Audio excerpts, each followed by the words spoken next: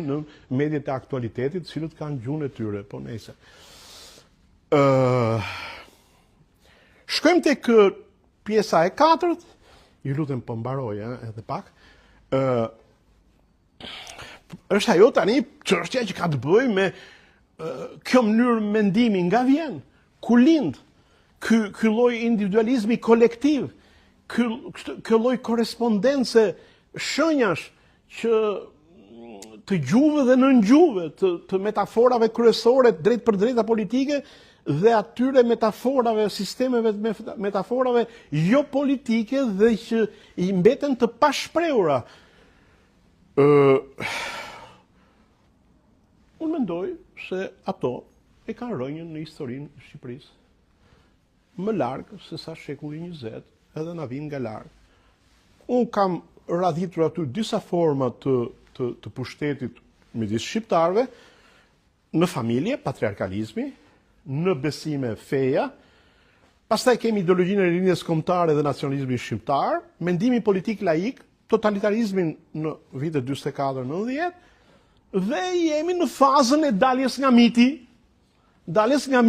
që është faza post viteve 90, për mua ka filluar që nga vitet 80, që është faza jonë e tanishme.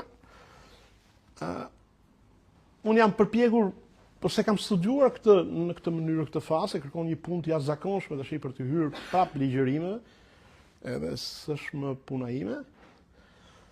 Por aty këtu kërkoj të gjej se çfarë zvendëson kolektivitetin e klanit, të fisit, të familjes. Një nga metaforat kolektive, shumë të fuqishme që është përdorur sidomos në 15 vitet e fundit, është koncepti i ekipit. Ne jemi një ekip.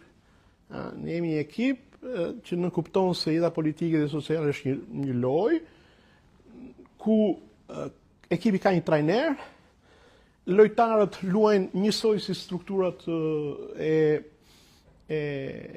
trupit.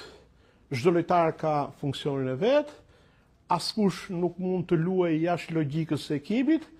Ka një trajner që trajnon anëtarët e ekipit, që mund t'i nxjerrë dhe jashtë, mund t'i shesi, mund t'i marrë, mund t'i riblejë etj. Po se kam studiuar nga afër teorinë e lojës dhe të ekipit, po është një nga format që të gjithë ne e dimë se ka një prezencë. Një prezencë, unë pastaj jam marrë me veprat e këtyre personaliteteve të kulturës sonë, që kanë krijuar gjithsesi dhe atë letërsinë që na jep identitet.